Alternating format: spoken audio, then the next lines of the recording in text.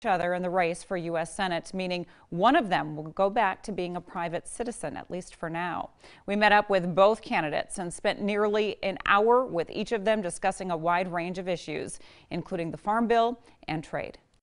Our small state doesn't typically get a lot of love on the national scale. Politically, we tend to sort of be left alone for the most part. Until now.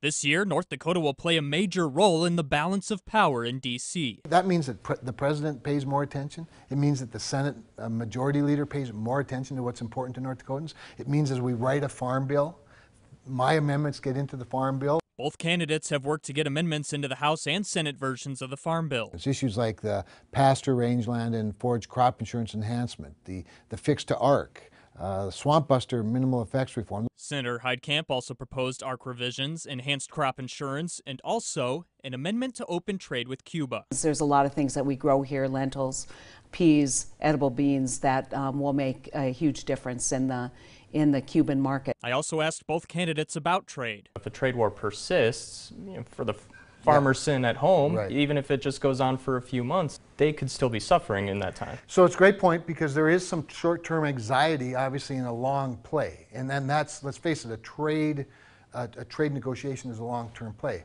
But even at that, and we don't want that. We don't want a long-term trade war.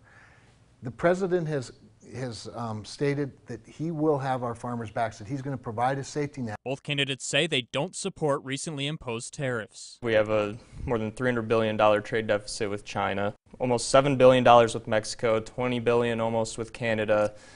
Yeah. Couldn't Couldn't our farmers and ranchers stand to benefit if we didn't have such a large trade deficit? You know, it's interesting, because I think that what Sonny Perdue would tell you is the best we're going to get out of NAFTA renegotiation is do no harm.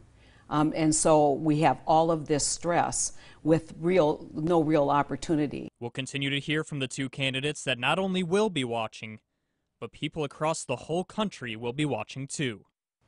We also talked about immigration, North Korea, their relationships with the president. If you'd like to see more on the interviews, you can go to our KX News website. That's myndnow.com/Senate. More than 100 farmers also rallied today.